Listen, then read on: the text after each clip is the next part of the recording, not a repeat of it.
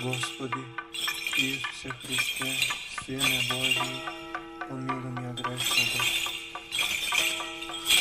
Аминь. Молитвами святых Отец наших, Господи Иисусе Христе, Боже наш, помилуй нас. Аминь. В имя Отца и Сына и Святого Духа. Возлюбени во Христа Бога, братья и сестры, Христос се вознесе. Христос се вознесе. Христос се вознесе. Христос се вознесе. Христос се вознесе. И радоста ми ја донесеше црквата Господња, Духом Святим ја има во овој денешен ден, кога го празнуваме молитвено споменот на големите светила на Светата Црква,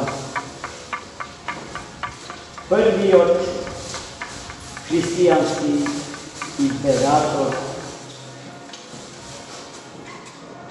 и неговата света мајка Константин и Елена. Две прекрасни души, Богу предадени, на кој што Христос Бог по силата на Светиот и животворен Дух им се откри, се објави и откако го позна и е целосно Него му се предадоа. Така што во срцата своји гореа со љубовта кон Христа, налик на 20 апостоли кои патува од Ерусалим до селото Емаус. Но Светиот цар Константин долго време одлагаше да прими крштевање, да се крсти со вода и Дух Свети, бидејќи во тоа време владееше едно мислење според кое што добро е крштевката да се одлага се до пред смртта, за откако ќе се крсти човек да се упокои слободен од робството кон сите согрешенија што ги насобрал во својот живот. Се разбира дека Црквата Божја никогаш не застанала за таа теза, бидејќи целта на крштението и на децата не е стравот од нивната смрт, туку неопходноста тие да растат, хранејќи се со телото и крвта Господња од веднаш после 8-миот ден од нивното раѓање. Но Светиот цар Константин и уште повеќе неговата света мајка одлично ја познава христијанската философија на живење и целосно и се предава. Како резултат на тоа е познатиот Ливански едикт, со кој што Светиот цар Константин ја извлече Светата Црква од подземја, а криптохристијаните на виделината од дневната светлина. Бидејќи до него цели 3 века Светата Црква Божја беше прогонета на најсвиреп можен начин.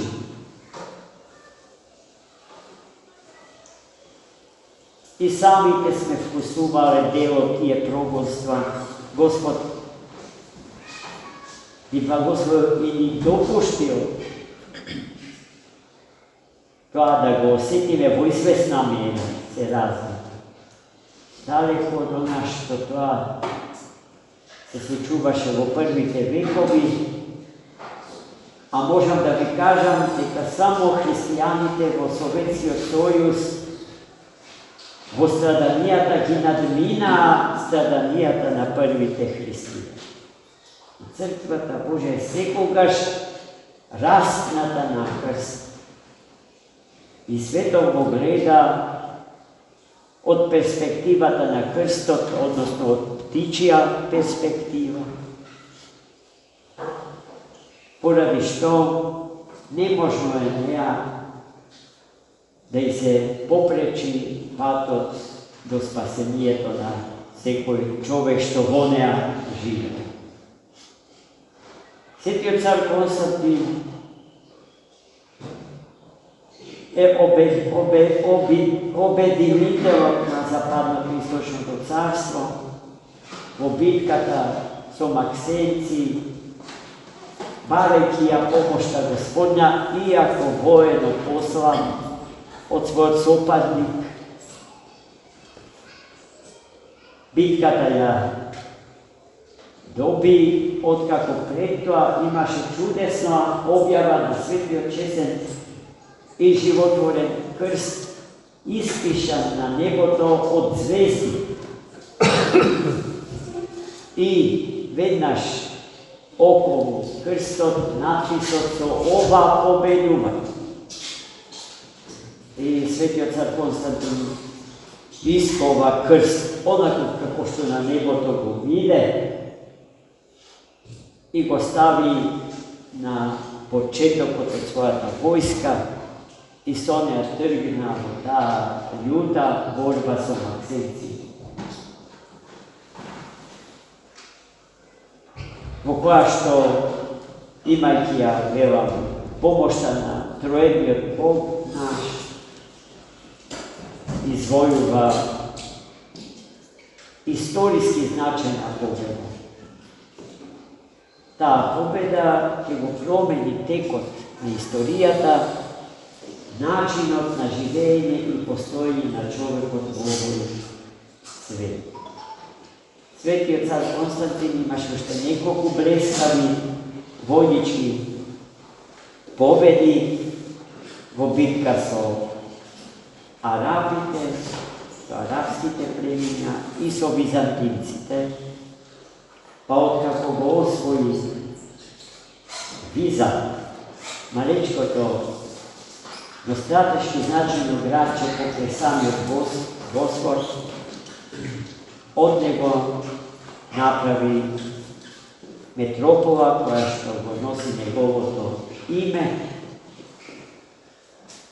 и центарот на владење со обединетото Римско царство, така наречениот грчко-римски свет, го препади од Стариот Рим во Новиот Рим, како што уште и се викаше Константин. Во 330-та година после Христа. Светиот цар Константин комуницирал со најумните луѓе на тогашното време, имајќи ја помошта, се разбира, на неговата света мајка. Тој знаел за Ориген, знаел за свети Григорий Неопесариски. Овој вториот бил духовен отец на светата Елена, царица. Се разболел од лепра, болест нешто излечива и денеска. Добил совет страшен, ужасен, од демона обседнатите жреци и лекари, да се капи во крвта од заколени деца, но тој одбил. И тоа одбивање Господ го благословил. И како резултат на застанувањето за животот на тие деца,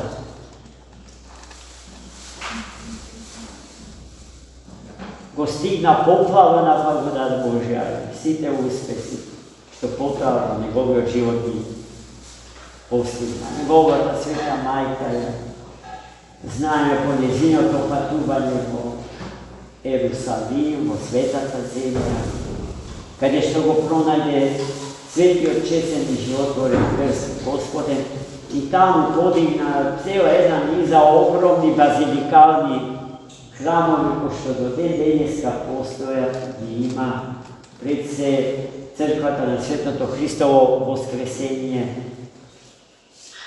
а потоа и Рождественската црква во Вифлеем, посветена на раѓањето Христово.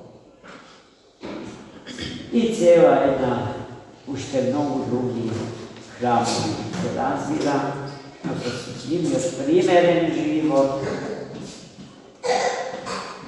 и со љубовта што ја покажа кон Христа, распнатиот, воскреснатиот и вознесениот, остануваат за секогашен пример за нас.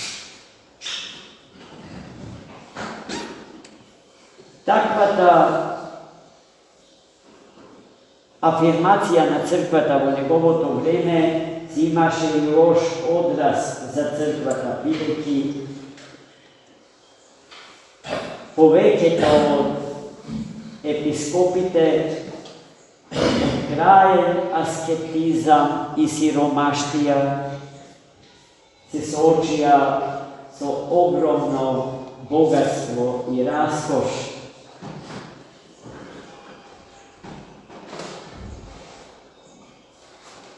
Поради што во главата на кесарите се јавуваше идејата да бидат и свештеници, тоа што беа и пред тоа во паганскиот свет, а во главата на свештениците пак се раѓаше идејата да станат цареви.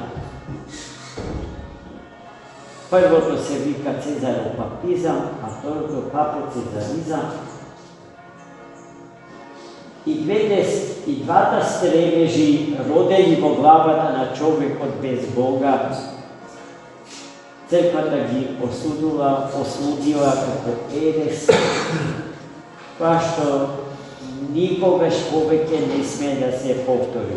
Иако, за жал, тука и таму и сега имаме примери, например, пример за Цезаропапизам во Ватикан, црковна држава, чиста утопија, нешто со што светите апостоли и светите отци никогаш не се согласиле и нам ни велат да не се согласиле, пред се затоа што е реално неостварлива држава, а потоа затоа што нашата држава не е од овој свет, туку од идниот свет.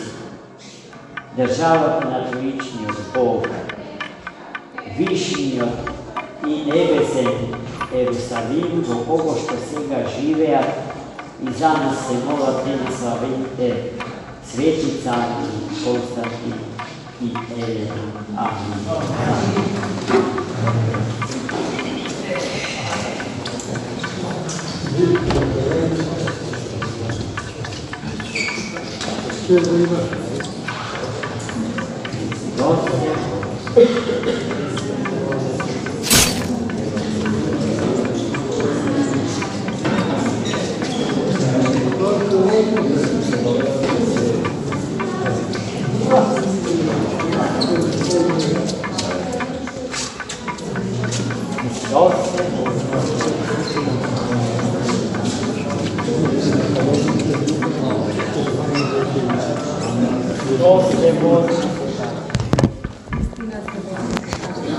Господи Исусе Христе, Сине Божи, помилуй меня грешного.